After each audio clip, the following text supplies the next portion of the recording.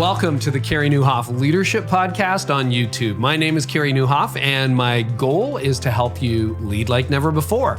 So what I do every week is I sit down with world-class leaders and church leaders, business leaders, and I talk to them about what made them who they are and try to have the conversation with them that you would have if you got to sit down for lunch with them or have dinner with them or really got to spend some time with them. So we go into the backstory and we explore what made them who they are and some of the principles they've learned along the way. So if you enjoy this episode, I would love for you to like it, to subscribe, and also to share it with your friends.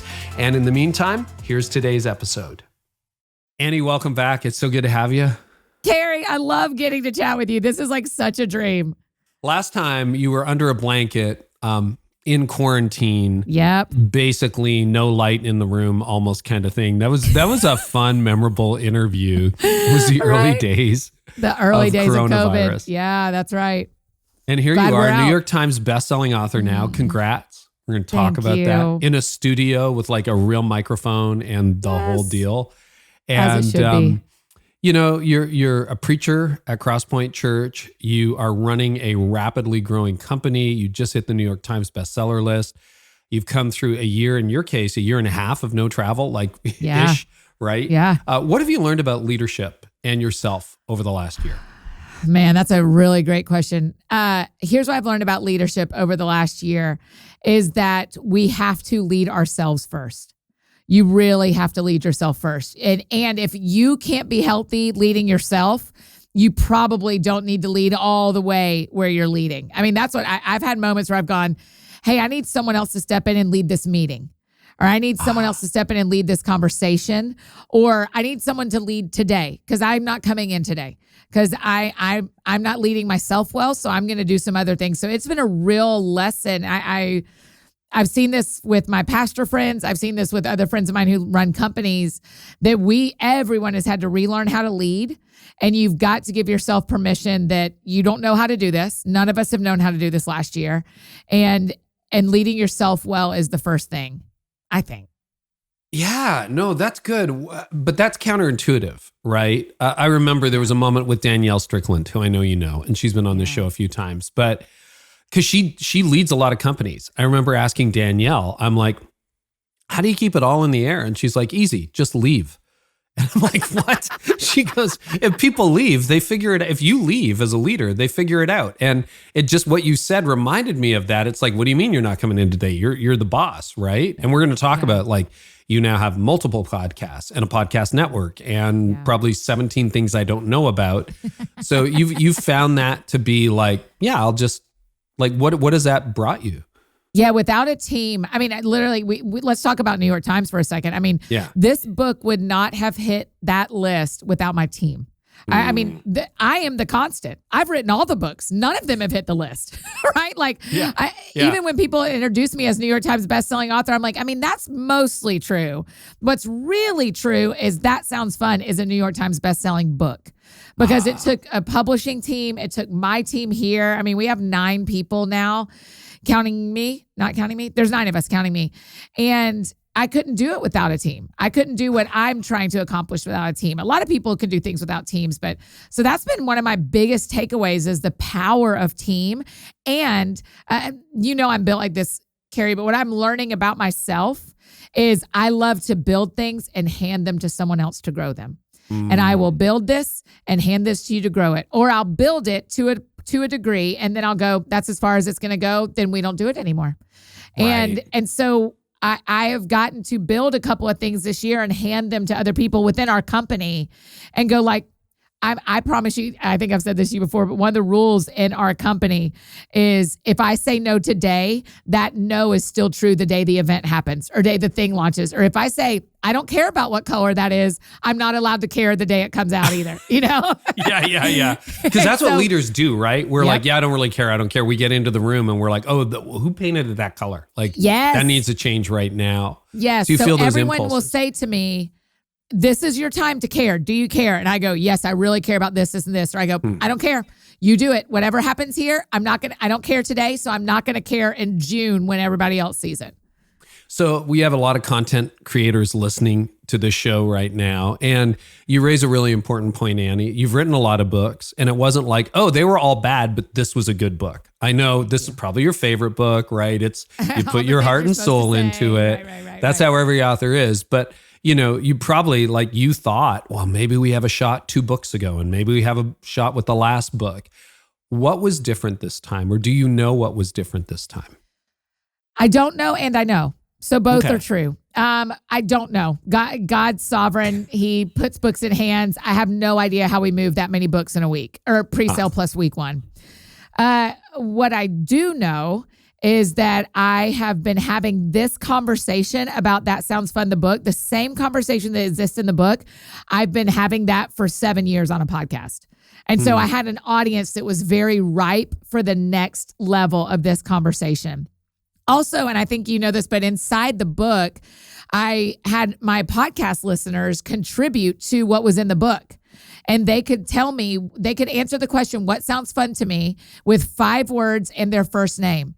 And we have 3,000 plus of those entries in the book. It's pretty cool. For those of you who are watching on YouTube, I don't know that you can see that or not, but page after page. And I found myself look, I just opened to another one. Yeah. It's a full spread, and it's really small type, but it is amazing to see leader participation, listener participation. Yeah. So I think that helped, because all those people, not only did they love they were in it and love finding themselves, they wanted everyone to know they were in it. And so that helped us to. So you created raving fans. You pre-included them. And I am not this is getting kind of in the weeds, but I think our friends probably like talking about it too. We love weeds. I'm not a launch team person because I feel like a lot of times people who will sign up for your launch team would have bought 2 copies of the book.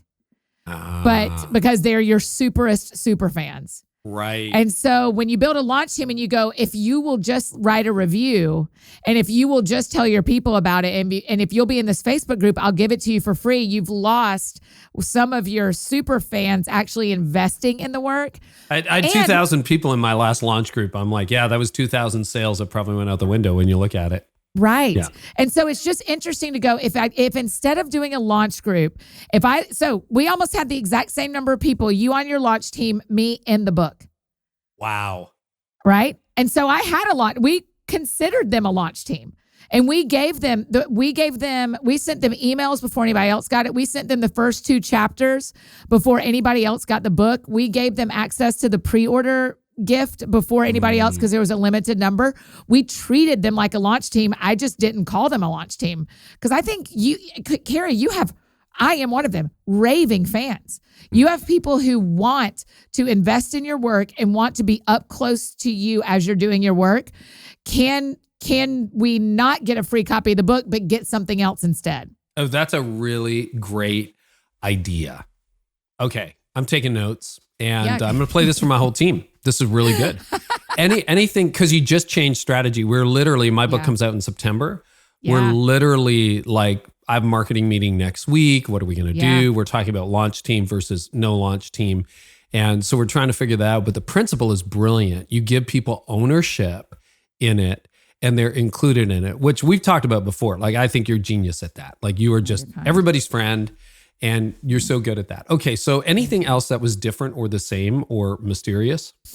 I think now the medium is podcasting, right? The number one medium is podcasting. But when it comes to New York Times, they care about national hits. They care about national TV. And so having a PR team that can maybe get you some of that helps a lot. We had one hit nationally that week that mattered to them. I was on The Doctors, that TV show. And so we have a couple of delayed release hits, because the other thing that happens, Carey, is when you'd probably notice, but when you get one of those, your PR person sends that clip to everyone who said no to you. Right. I know you said no, but now that you see her doing it on another national TV show, and then the producers go, oh yeah, we do want her. So we booked 3 more after they saw that one. Right. And so that cracks the code, the whole, among those of us who have published books, the whole New York Times bestseller list. I mean, Seth Godin has said quite publicly, he thinks it's, rigged or there's no point. Other people are like, it's like the iTunes algorithm. Nobody's really sure exactly what it means. That's right. That's right. But you think like some kind of national coverage makes a difference, not just raw copies sold? I think it helps because I think they're both right that it is rigged in some ways. And the problem is, Carey, it's a great accolade to have. It is what there isn't a bigger thing in the U.S. It's like winning a Pulitzer Prize almost, or, in book and world. Yet everyone inside the system knows the system's busted. Yeah. And so it's like if all of our friends out on the other side knew that Publishers Weekly was actually the one you want to be sure you're on because that's pure numbers, or USA Today or Washington Post, like if they knew the other things that we cheer for each other about and knew why, because you're like, well, if you hit Publishers Weekly, you sold a lot of books, And so, but to me, New York Times is important. Because it's a goal I set when I started my career in 2011. So 10 years ago, it's a goal I set that we achieved. Number two, it puts your book in front of a lot of people who don't believe everything we believe. And it says to those people, that's a valuable book. And so maybe, just maybe, people who don't know the Lord will pick up a book that they see on New York Times Bestsellers List.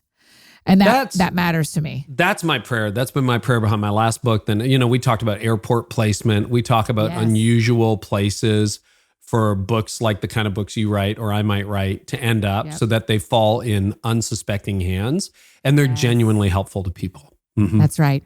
That's right. So even when I'm thinking forward for you, though, if you want me on your marketing meeting, just give me a call. But I don't know everything. You're in. Signed up. I'm like, man, how can we get the Annies, the super fans of Carey, to buy a copy for someone who needs it and for ourselves?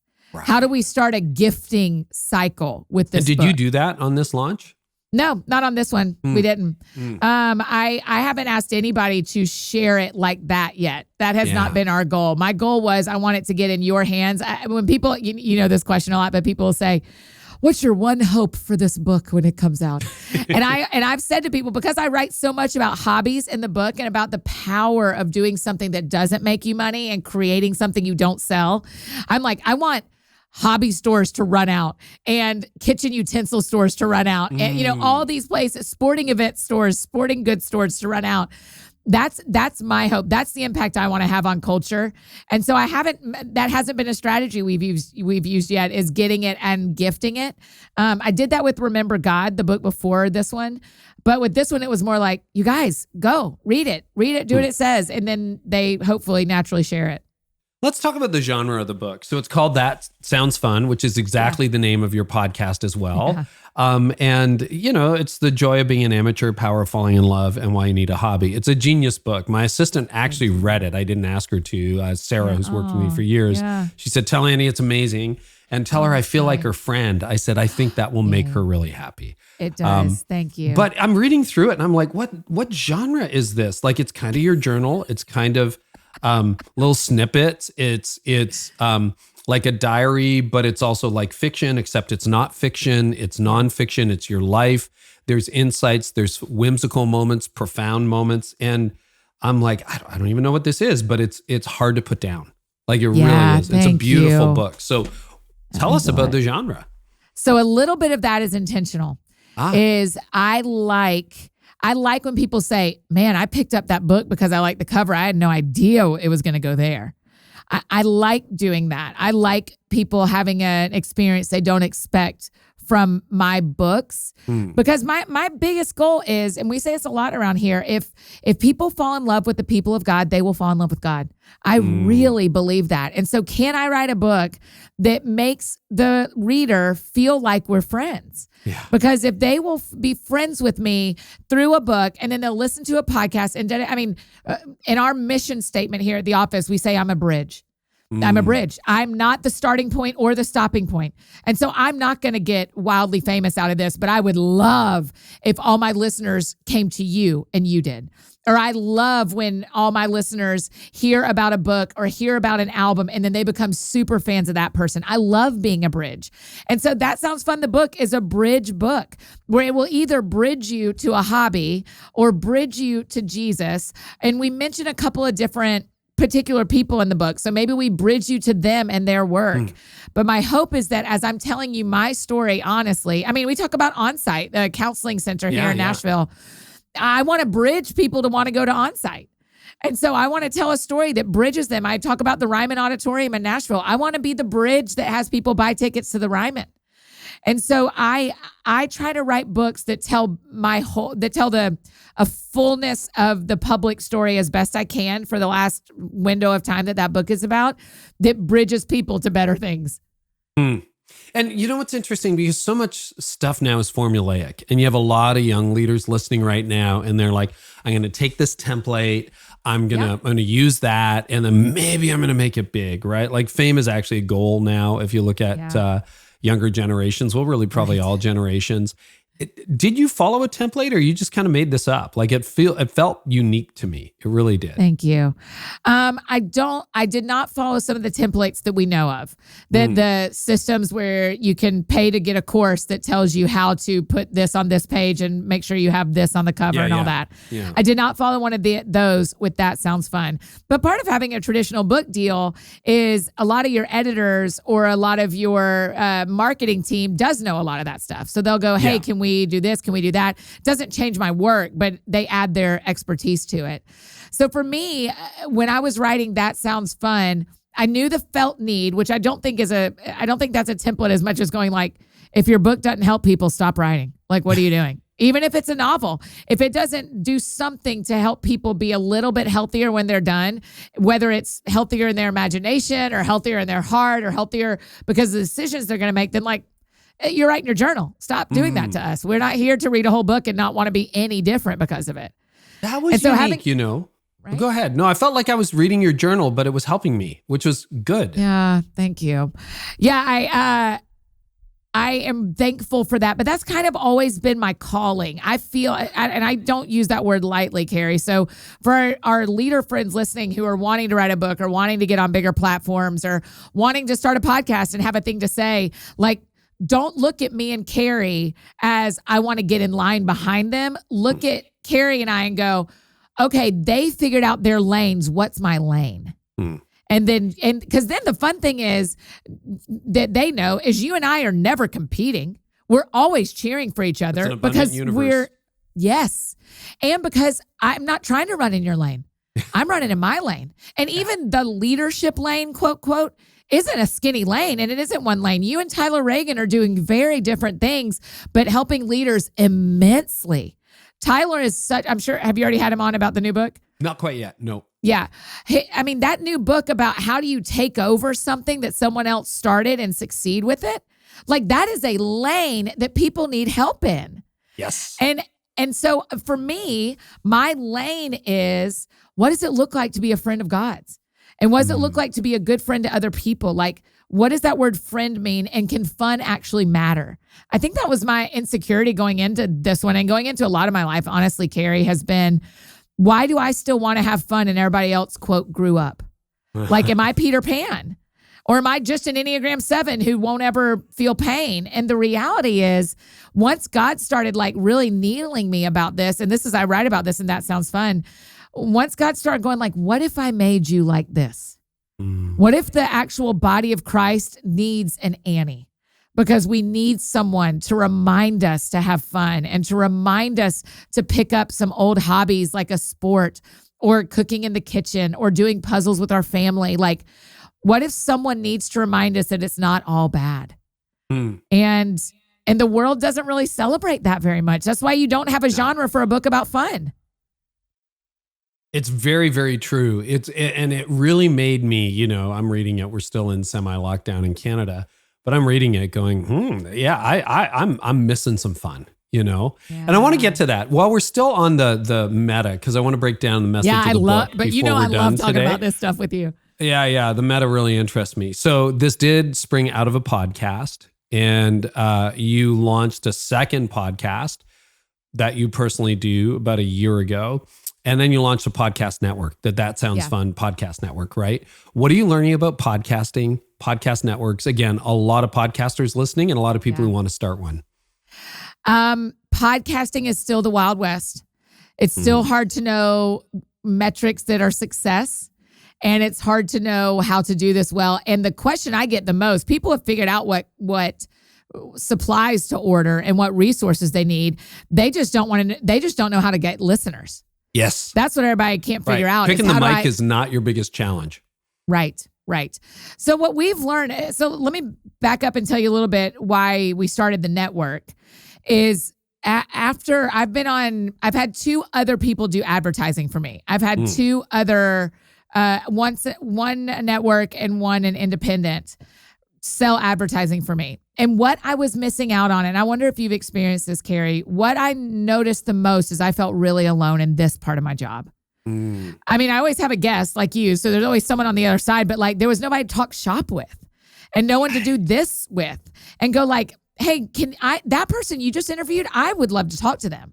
And so I thought, networks are not building for me. Networks are building to try to sell ads. I want community. I want to be in a group of podcasters who want to talk about this together and help each other be better at it.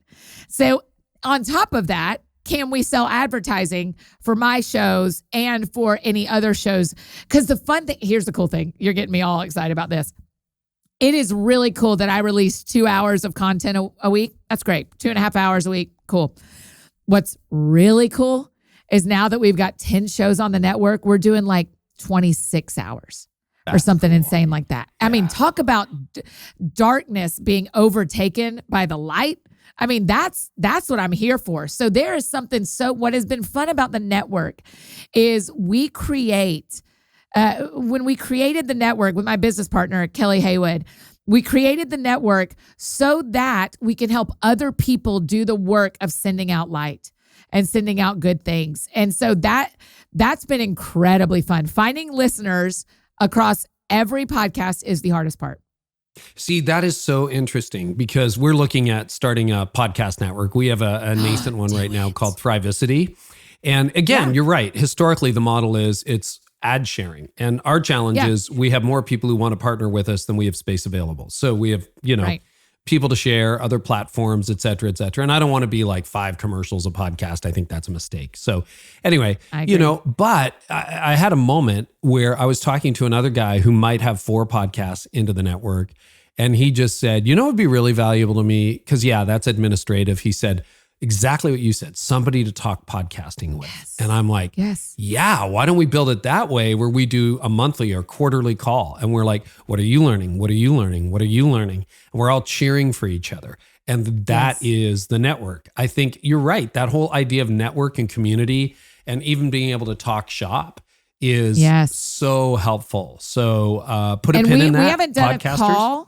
Yeah, that's right. We haven't done a call. We haven't done a gathering, but we're all on Slack together. We're all on the same Slack, you're on Slack. Network. What's it called? Workspace.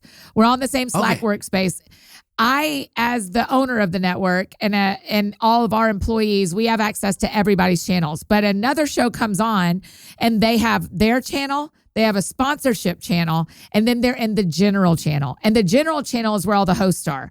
So when someone's birthday's happening, when someone is joining the network, when somebody has a question, that's what's buzzing in there. And so there's just this constant place to go where you can go, hey, I had a quick question. Do y'all have an idea of how we do this? Or what is everybody doing for Father's Day? Or, that kind of thing. So it's given us advertising.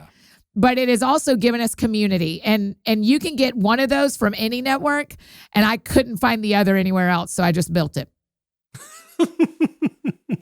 That is great. I think community is going to be more and more important, as we move forward and all the old structures and institutions break down. If you look at, your alma mater, or you look at historic institutions, you look even at denominations, I think network is the future. Okay, so let's talk about your book. It's got a unique angle, but you're talking to a lot of leaders because the book is about having fun, developing a hobby, and a bunch of other stuff thrown in. But you're talking to a lot of leaders who struggle with fun. They're just not very good at it. And I have to remind myself. So I'm an 8, you're a 7 with a 8 wing, right? Did I get that right? Yes. And I'm an 8 with a 7. She's got an 8 wing. Definitely an 8. Yeah. Just wanted to make sure. But a lot of leaders really struggle with fun. And talk to, do you think there's a poverty of fun in leadership, in the leaders you've met? Yeah. Yes. And I can actually tell you exactly why leaders have a problem with fun. Okay. Is because everyone else expects us as leaders to always have the right answer, to always be able to solve the problem, to be on call and to some degree 24/7. And we have told ourselves, I have told myself at times, and a lot of leaders I know walk with me in this, I cannot make time for fun because the world has too much going on. And what's actually true is you make space in your life for everything that makes you healthier. You eat, even though you're busy. Mm-hmm. You exercise, hopefully, even though you're busy. You sleep at some point every night, most of us, Yeah. I mean, we can't I'm so busy I haven't slept in 6 weeks. That's not real. We have to. Your body cannot maintain a world where you don't do things that are healthy for you. Oh, I've just been so busy leading my companies that I've had pizza 3 meals a day. Nah, sorry. Sorry. We don't believe that's why you had pizza 3 times a day for 6 weeks, right?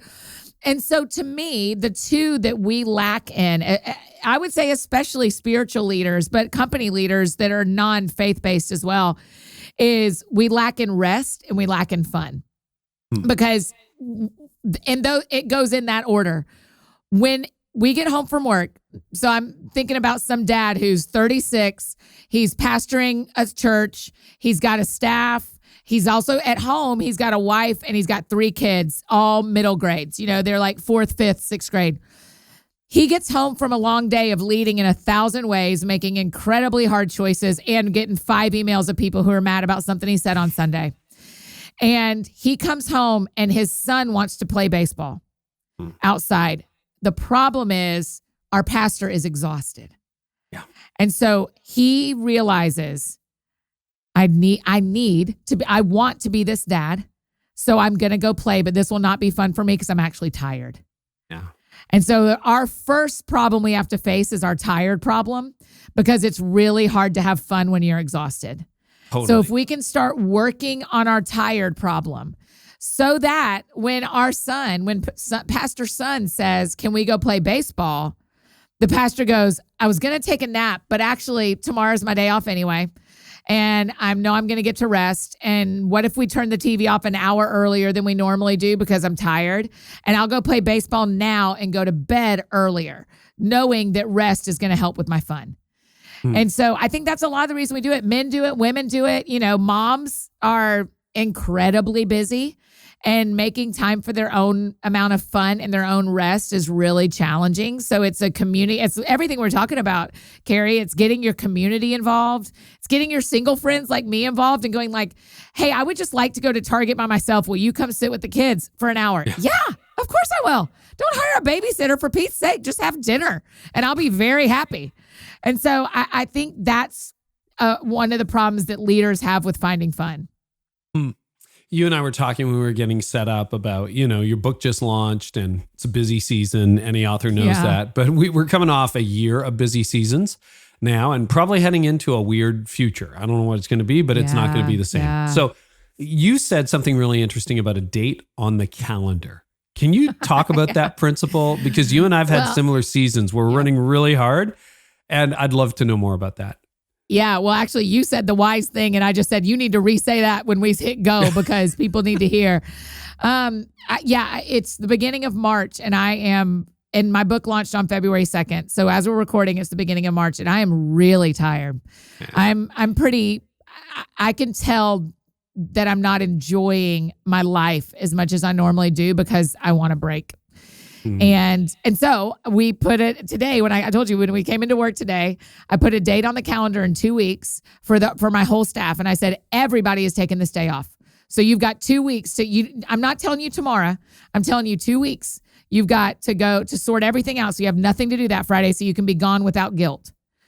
And so we're all taking that day off. But the other thing I said to you is, okay, Carey, if I still feel this level of busy and stress in May, something's wrong. It's okay to have a busy season. It's a problem if that season is extended and you're living a adrenally fatiguing life. And so I've said that date to a lot of people. I've said, okay, at the beginning of May, if this isn't better, then something really has to change. I remember that. It was around the similar pacing and time. My book released September of 2018, I think. And I remember by November, I was dead tired. And that's a book launch, right? It could be whatever you're dealing with. You got some crisis, you got some personal thing. I literally put a date on the calendar and I'm like, if I'm not better by then, I'm going to go get help. How do you know? Because I think a lot of our lives, we don't know how tired we are. What are the signs to you that you're tired? Yeah, that's a great question. Okay, so for my personality and for my Anniness, if I'm not like, I love my job. And if I'm not excited when I wake up, if I have the Sunday scaries to a pretty severe degree on Sunday, I know I'm tired. I know that there's actually nothing wrong at work. Nothing wrong that is not normal humans interacting with humans every day. You know, like we don't have like, it's not Cinderella's life over here. And it's also not like the fairy godmother's life. It's just working people. And so if I have Sunday scaries, that's an alarm to me. That's a red flag to me. I would also say if I can't look on the calendar and see a break coming or see a day off coming anywhere, that is a red flag to me. That means that I haven't built my schedule correctly. Not that we should have like every Friday off, but all right, maybe we should have every Friday off. But you know, I think, no, if I don't know, I also, for me personally, it's how I'm treating my body. It's what I'm eating and whether I'm exercising. That is a real alert to me. If I come home with a bag of Oreos from the grocery store, I'm allowed to do that. You can have whatever you want in your house. There's no good or bad food, but that is a trigger food to me. That's like a triggering, as in like that puts an alarm up of like, here's one red flag. Did you just really want Oreos, or are there 8 other red flags that this is our 9th one? You know? Yeah. One red flag isn't the problem. It's a line of red flags that people need to know about. And I would also say, Carey, if there's anything secretive going on in our lives, if you're doing anything secretive, that is actually the only red flag that can stand alone that needs attention immediately. My Oreos don't need attention immediately, but if you're doing anything secretive, if you have a secret life on your phone, if you have a secret relationship, if you have a secret money thing, if anything is going on secretive, you are past the point of healthy, and that's a red flag that you need to invite somebody into.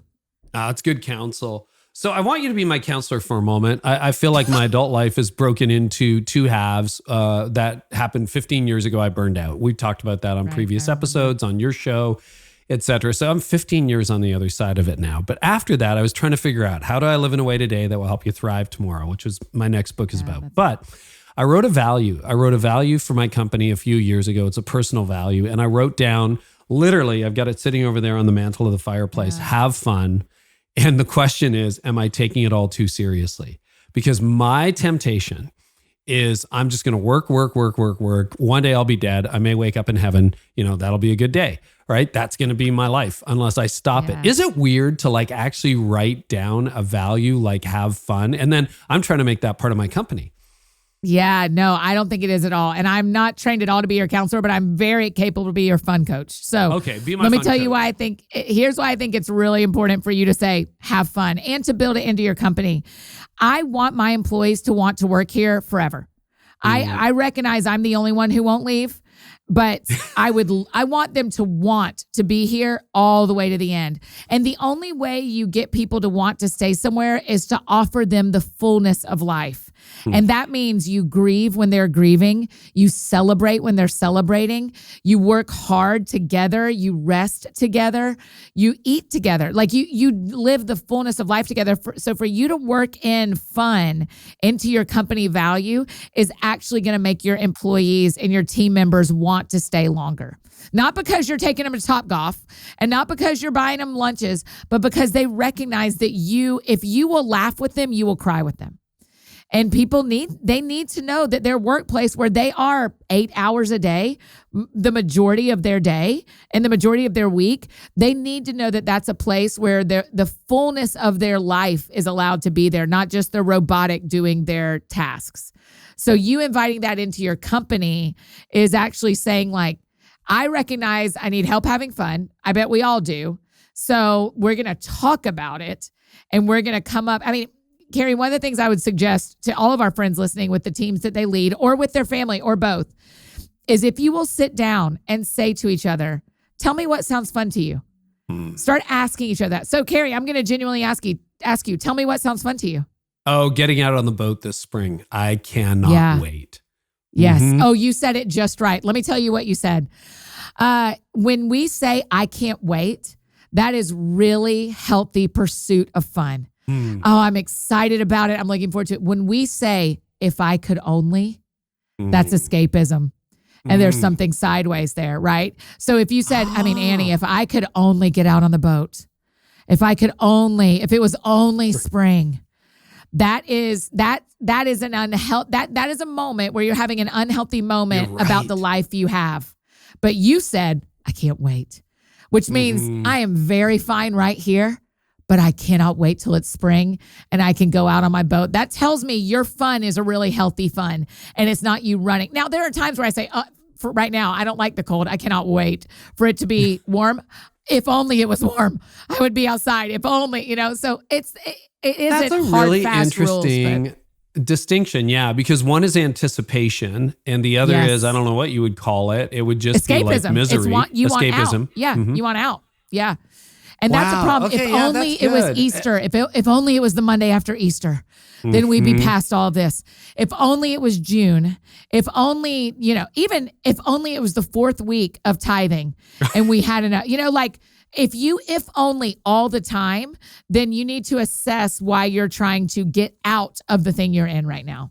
Okay, so you are a strong advocate of having a hobby, and pre-burnout, I had no hobbies. And I realized that. I learned that. Work was my life. And I was that 36-year-old dad who came home, kids wanted to play in the backyard and I'm too tired. That was me. So I've spent the last 15 years unboxing that, unpacking that. What are the emotional drivers? What are the physical drivers? Why did I live that way? And how do I not live that way in the future? And, I've apologized to my kids for that. I'm like, there's a lot of things that I wish I could do over and I've got a lot of wisdom. But one of the flags early on the other side of burnout, and that's why it so resonated with me, is I need a hobby. So, I'm a boater now. I bought a bike, which is good fitness, but I actually enjoy it. I've taken up running more recently, which is, again, 2 for 1. I actually enjoy it. It's kind of painful. But barbecue, I have big green egg in the backyard. Yeah. So you don't need a lot. And I'm experimenting with photography again. I'm not sure that one's going to stick. But because I've tried that a few times. But those are like some good, fun hobbies. And there's a passage in the book, if I'm not mistaken, if I get this wrong, I'm going from memory. You're sitting around with a bunch of friends or girlfriends and you're like, who has a hobby? And can you take us through that moment? Yeah, of course. First, can I just celebrate you? Because one of the things I love about your Instagram is you are, as much as you're teaching us how to lead, you're teaching us how to have hobbies. I have thought that about you before because I think, man, Carey is leading all of us leaders so well because it's not just a bunch of slides about how to be a better leader, though those are important and good. You also, I know you have a boat. I know you do. I know you bike. I know you have a green egg. Like you are modeling that in your leadership for us. And I am, for one, really thankful. Well, thank you. Part of that is to show how boring my life actually is. That, most of the time when I'm not writing. Don't shame your fun. Don't shame your fun. You're not allowed to judge your fun. It's not good. It's not healthy. So a couple of years ago, maybe last summer of 19, so 2 summers almost, some girlfriends and I were eating dinner. And I said, I was working on this part of the book. And I said, okay, tell me what y'all do for hobbies. And it was crickets. Nobody could come up with anything they did. Now it was married women, single women, moms, non-moms, working women, stay-at-home women, one lady of leisure who just doesn't have to work. And nobody could actually identify something as a hobby. Right. And that got us really concerned. And I was included in that. I was like, I don't know what I do either. I hang out with my friends for fun. Is that a hobby? Yeah. And it's like, no, an actual hobby is when you do something or make something that is just for fun. And so in fact, when I'm like, the way I differentiate even my own running is sometimes I'm running because I'm wanting to hit goals. And if it's my Sabbath and I'm out on a run, I'm not keeping track of how far I'm going. I'm not trying to hit a certain time. I'm not trying to hit a certain distance. I am just going to go. So even in your activities, you can separate at times when it's competitive with yourself and when it's a hobby. But man, now I'm watching my friends pick up. We've all picked up things and tried to bring back some of the joy and some of the beauty of having a thing we love to do that actually does not make us anything. What? Yeah. Okay. I had a friend of mine who told me years ago, he said, hobbies cost you money. That's it. Oh, that's great. I thought that's a really good, and you know, it's interesting because one of my hobbies early after burnout was I was going to start to write in the morning because I found it enjoyable. And then all of a sudden it blew up and people started showing up and podcasting was a hobby and then it blew up. And I'm like, it crossed a line somewhere where this is now my job. Now it actually is my job, but then it no longer counts as a hobby. I might still enjoy it, but now I have to go find another hobby. Do you see distinctions like that in your life? Oh, that happens to everyone listening. All these high capacity listeners you have, this has happened to them 100 times where they did something really well for fun and someone else said, you need to go pro. You can't be an amateur in this anymore. You need to sell that thing. You need to open that Etsy shop. You need to preach about that on a Sunday. You need to start a podcast about that. Everyone needs to hear about that. And a lot of times our friends are right. When they're telling us to go pro on something, it's because they see potential that we don't see. But there are other times where you're like, no, I'm just going to keep baking sourdough bread because I love it. I'm not opening a bakery. I'm just saying no. It's just drawing that boundary of I will not sell this. I will let this cost me money, not make me money. So that's my barbecue. I've had so many leaders reach out to me on Instagram and in person because they think, oh, you're sponsored by Big Green Egg. And when I thought about that, and I love the Big Green Egg, and I mean, you're it's like, great. I'm sponsoring Big Green Egg. I'm like, listen, if they gave me $1 for this, it would ruin it for me. I don't want it. This is just for me. Yes, that is how I feel about cross stitching. I was going to say, I give love us some making hobbies those little you've patterns. embraced. Yeah, that's what I've picked back up. And the way we shame our fun, like you started to do, that I won't let you do, Carey Nieuwhof, is I can say to you, oh, I cross stitch like a grandmother. Aren't all of our grandmothers cross stitchers? And and let me tell you why. I'm going to just be vulnerable with you and walk you through that shame because I want people to hear what happens to our fun and why it really matters. I don't want to talk about cross stitching because it's a grandmother thing to do. And immediately my brain goes, I'm not married yet. Men will not be attracted to me if I cross stitch. Wow. That's a ridiculous path that is not scientifically true at all. But that can happen with our fun and with our hobbies where we go, well, I can't tell anyone how much I love singing because I'm not a very good singer. Because what we're actually afraid is if anyone really knew, would they still love me? That is the question we're always asking, and that still comes through in our hobbies.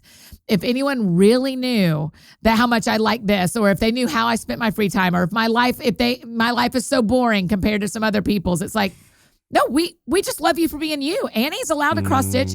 Carey's allowed to bike and cook on his Big Green Egg. Like, of course, do whatever you want. Yeah. And so that matters. It matters. That's why we need to sit around and say to people, what sounds fun to you? And then why?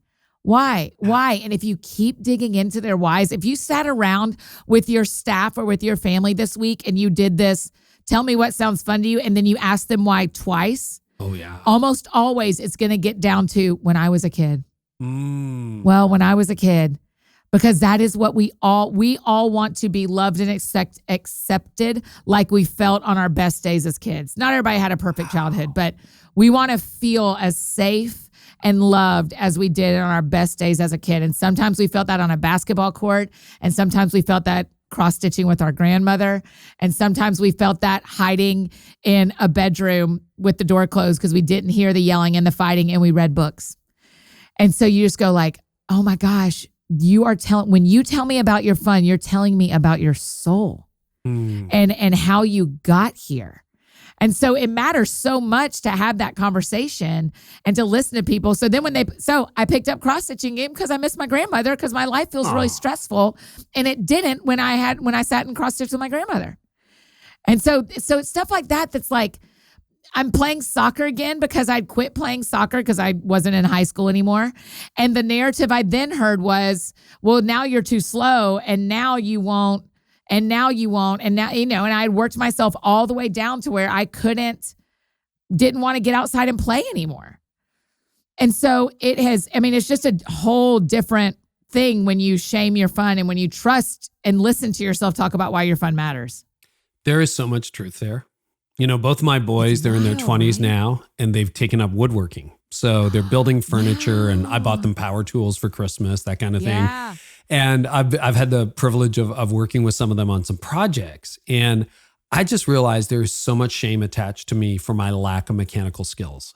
And to what, because I'm a man, right? And you should know how to run a saw. I don't even know what to call them, right? Yeah. And it's interesting watching them like kind of just embrace it with curiosity. And I wonder if you really drilled down this rabbit hole, how much you would find that your hobbies or pursuit of fun is, or lack of it, is attached to shame and curiosity. Curiosity. That's beautiful. Yeah. Like there's a curiosity to a hobby, right? Like I've been thinking, I don't like my handwriting. It's bad because I'm typing all the time. I'm like, maybe I'm going to take up calligraphy. Ooh, that could be fun. Like, right? Like maybe I'll just teach myself through YouTube or whatever how to actually write differently. But that's a curiosity. And I think the older you get, I'm older than you have to exercise that gene or else it's going to go away. You have to exercise that muscle, I should say. Especially for leaders, is we think we can't be amateurs at anything.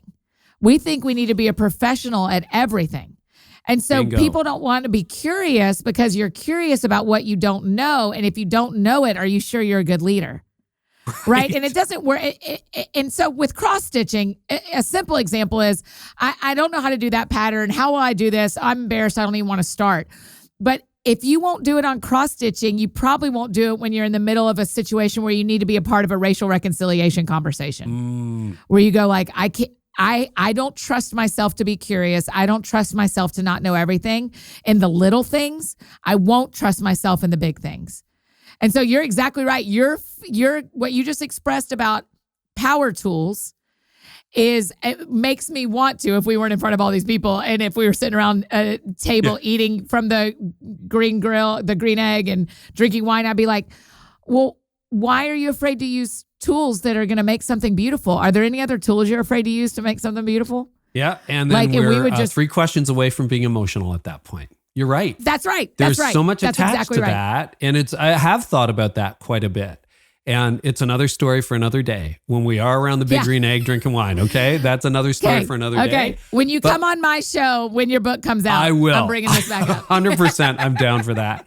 But you know, it's really interesting. And I think we forget about that. We forget about the play. We forget about the curiosity and we forget. And I think somehow that must all feed back into leadership. Not that that's the goal, but like you said, like if you're not willing to be bad at writing or bad at power tools, the racial reconciliation dialogue of the last year or so, I have felt like times like I'm not qualified for this. Like I don't even know what to say. And I've talked to my African-American friends off the record and I'm like, help me figure this stuff out. And you have to be in a certain place to be able to say that, or else you either handle the dialogue poorly or you don't touch it at all.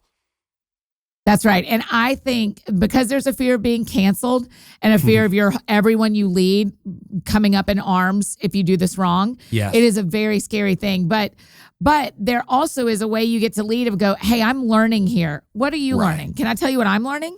Because here's a book I read or here's a conversation I had. So I just hung up with another mutual friend of ours, Sam Acho. And I said to Sam, I was like, he said, what have you learned in the last year? And I said, I have learned that when someone tells me their story, I just believe them. I believe them. And so that's been a very learning thing for me in this conversation. And so that is a way I can start if I have to get in this, if I have to get in the conversation that isn't easy for me. And with leaders, it's always hard. We don't want to be amateurs at anything because people are watching, whether it's our children or our church staff or our employees or an entire community of people online. It's hard to not be good at everything. And I get yelled at some for it, but also I want to try. I can't only do what I know how to do. You know, it's so funny. My mind's flashing all over the place. That whole thing, shame associated with new things. I'm thinking back to a vacation my wife and I did in Australia. I did a speaking tour there and we planned a couple of fun days and we did some sea kayaking. And Tony's like way more into that than I am. And I'm like, I don't know how to sea kayak. It's the ocean. It's not even a lake. And then we get there and everybody's like 25 to 30 years younger than me. And we're like the parents on there. And I'm like, we're going to fail. But we kept right up. It was great. And I'm like, what is that? That is worth chasing down. Next counseling session, let's go there. That's it. I think that's what I would encourage all of our friends is when you're asking around a table or even to yourself, what sounds fun to me? The things you start stirring up, don't ignore those. Right. Like that is a treasure of some kind that you're digging up. You need to pay attention. Okay, so I have to ask you, particularly because you're a 7, and the little I know, the little knowledge is so dangerous, Annie, but the little I know of the Enneagram is, and you're really more pro on that than I am, but there can be a difference between using fun, and I wrote this down, so I want to get it right, to bury the pain or using fun to relieve or resolve the pain. Is there a point or where is the point where fun is unhealthy, and when is it healthy? Yeah, I think it can go back to that if I only and I can't wait part conversation. But also what I would say is there are times where, and I write about this in the book, where I needed to go see a movie to like check out of the world for 3 hours, right? This is very similar to our, if we're not okay in May, someone say something. It's like, okay, if I was paying to see a movie every day in the theater for 3 weeks, we should probably talk. Like you just need to kind of look at your own life and go like, and the problem is we almost always know the answer. Am I running or am I having fun? And the reason fun has gotten such a bad rap in the church is when we were teenagers, it was like, don't do this, this, and this. And it was like, well, that all sounds like a lot of fun. So, you're gonna kill all the stuff fun. We got, the stuff we got grounded for was fun. The stuff that we got in trouble with our pastors for was fun, right? Yes. There's no question. And so then we go like, well, I'm an adult and I don't want to get drunk. That was fun when I was 16. It was wrong. And the Bible says not to do it. Why does that sound like fun to me? Well, it sounds like fun because you're trying to run from something and you don't want to feel. And so let's talk about that before we make that decision. Does that make sense? Versus it does. It's a much more nuanced understanding of fun though, right? Like it can feel like the blow off thing, but actually this is therapy. Have you, and if you said it in the book, I might've missed it, but the link between fun and creativity is fairly well established. Any thoughts on that? Yeah, I think you are your best creative self when there's fun existing in your life because you're curious, because you're trying new things, because you've seen beauty outside. I mean, you and I talked about this before, but if I get stuck, I don't believe in writer's block because I've never run out of words to say. So I'm like, nah, Annie, that's not you. You've got words. But if I can't think of how I want to say the next thing, if I go on a walk, everything changes. Because I'm seeing beauty, I'm experiencing the weather. It's a John Eldridge way of seeing the world, right? Like before you get on your phone, go walk for 20 minutes outside. And so to me, creativity, when I am having fun, not even like every day is fun. It's like, is there any part of my week that I've set aside a 30-minute window that could be really fun for me and my friends? If I know there's some fun somewhere, I think I'm more creative. Yeah, grief you also touch on. It's not exactly a fully recurring theme in the book, but you talk about it. You're pretty honest about your grief. How are grief and fun related, or are they? Yeah, I mean, I think we all saw Inside Out, right? And we all saw that what we learned from that movie. Sorry to spoil it if no one's seen it, but it's been out for a lot of years. But joy and sadness actually are better together than they are apart. They actually make each other more vibrant. And the other interesting thing all throughout the Bible is that when people were grieving, they were grieving for days and weddings lasted a week, right? Like every feeling people had before modern era, every feeling people had was allowed to last longer than it's allowed to last now. And so I just wonder as we're grieving if we can, it's why after you go to a funeral, you'll go to dinner at the family's house and people will be laughing. There will be stories that make people laugh. There will be stories that make someone will do something that makes everyone laugh. And there's this moment of like, are we allowed to do this? Well, yes, you are actually allowed to be a full human. And so to believe that laughter and fun and joy can go along with sadness and grief is really important. Either way, it is a full opening of your heart. Yes. It is a full expression of who you are. And when we, as the people who receive your heart, get the fullness of who you are, we are so lucky. I feel so lucky when people let me into their fun and into their grief, when we get both sides of them. And it's just so generous. And so that's what we get to do for people. Oh, okay. I want to ask you one more question, which is, and this is a really special phrase to me. I gave you a heads up on this one, but one of the lessons on the other side of burnout for me is that one of the challenges of life is to see life for what it really is. Like there are times where it really sucks. We can say that on this show, like it just really stinks. Something bad happened. You did something bad. Somebody did something bad to you. Life is painful. Life is tragic. So you see life for what it really is, but you keep your heart fully engaged. And you've been very transparent about the ups and downs in your relationship, in your life, and in all the things, as they say, and in numerous books, not just this one. I think you've done that really well. How have you seen life for what it really is and yet kept your heart fully engaged? Yeah, well, part of it is somebody knows everything. Nothing is secret. I think it's hard to have your heart fully engaged when you're hiding.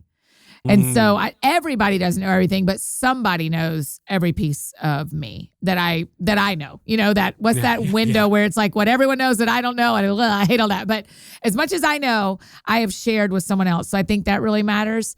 I think this is a terrible answer, but I think age really helps. I think the longer you do this, the more you go like, there's a counselor here in Nashville. His office is actually next door to mine. And he says, life is tragic, but God is faithful. Life is tragic, but God is faithful. Like that is just, and we keep running into tragedies. Whether it's a moral failure, as we like to say, or whether it's a death of someone we love, or whether it's our world being shut down for a year, life is tragic. And yet we get these glimpses of God's faithfulness and kindness. And so I believe that I see life for what it really is, that it is full of tragedies and full of disappointments and full of joy too. It is such a cornucopia, such a mixed bag of all the feelings. And I keep my heart fully engaged because I just genuinely believe I just don't want anyone I know to walk away from a conversation with me and not be very sure how I feel about them. I just don't want anyone to not be sure. And so it leaves me vulnerable. It leaves me embarrassed sometimes. Most of the times it leaves me so happy. Like, Carey, I don't want us to hang up and you not know how highly I think of you, how much I enjoy talking to you. I mean, that's why I tell you, because I think if something happens to me tomorrow, you can always say, I knew Annie really liked me. Yeah. She told me. I know Annie really liked me. And so I think that's how you keep your heart fully engaged is everyone knows how you feel about them. You don't have to have my personality for that to be true, but there's a way you can express to people how you feel about them. And the more you do that, I think the more your heart grows. I love that answer. The book is really nuanced. I would encourage leaders, particularly those of you who don't read fiction or you're always reading leadership books. I would encourage you to get Annie's book and read it. It is a wonderful read. It's beautifully written. You notice a lot of details, which is actually really refreshing. And you know what I feel like you do and what this conversation does and what the book does and everything you do on your podcast and platform is leaders always feel the middle and the lows, but I think you give us permission to feel the highs. Please, yes. I believe in that so much. We live, unfortunately, as leaders, we live in the middle and manage the lows constantly. Yeah. And we forget. That's why we have to set dates like, okay, by May. And we said before the book came out, we set goals for what success would be. We set goals for our podcast network for success. And I don't do it because I believe in goal setting. I do it because I want to throw a party when we hit it. Yeah. If we don't ever set goals, we will never know when we've succeeded and never know when those highs are. And so it matters a ton to me that as leaders, particularly, we model and give example of what it looks like to win well. And a friend had to remind you that you bought champagne, 5 years ago or some Can you beverage? Believe that story? Oh my gosh, yes. Can I tell? Do you have time for me to tell it real quick? I got time. It's wild, Carey. So I was in Napa with some girlfriends 6 years ago, and we were at Stromsburg, which is one of the... It is not champagne because it's not from the Champagne part of France, but it is sparkling wine. But everyone knows what I mean. And they will engrave bottles for you. Wow. And so you can get, your wedding and your date or your engagement and the date or any kind of thing like that. And I remember saying to them, I was about a year out from a book coming out, a book called Looking for Lovely came out right after that. And that was in 16, and then Remember God in 18. And I put it and I said, I am going to drink this when we hit New York Times. This is like, we will share this whenever a book hits New York Times. I put it in the fridge in 2016, pulled it out the next week when we didn't hit the list, put it back on the shelf. Put it in the fridge 2018 for Remember God, pulled it back out the next week when we didn't hit the list. And it just broke my heart both times. Well, since then I've moved to a new house and I put it all away, and I just had not thought of it. And I mean, this is just such an example of community and fun and kindness, because my friend Nicole calls, and after we hit New York Times with That Sounds Fun, and she's like, when are we drinking that Stromsburg? And I was like, Nicole, I did not even put it in the fridge. I absolutely forgot. I can't believe I forgot. And so I took it to dinner with a group of the same girls that we went to Napa, and we drank it at this restaurant and paid the little corkage fee. And we're like, thank you for reminding me, even me who wrote a book on fun, that I needed to celebrate in a way I said I was going to celebrate. It was so special. And now I'm going to mail the bottle back to Stromsburg, and they'll recork it and foil it. That's incredible. Yeah, well, again, cool. Congratulations. And this has been a gift. I hope, we're heading into a season where spring's around the corner. If you're listening to this in real time, summer's coming down the road. It's a time for a big reset and a real opportunity to think about, what will my hobby be? People are going to want it. I mean, you're everywhere, Annie F. Downs, but if there was a call to action for leaders who maybe don't follow or track with you, where would you suggest they connect with you?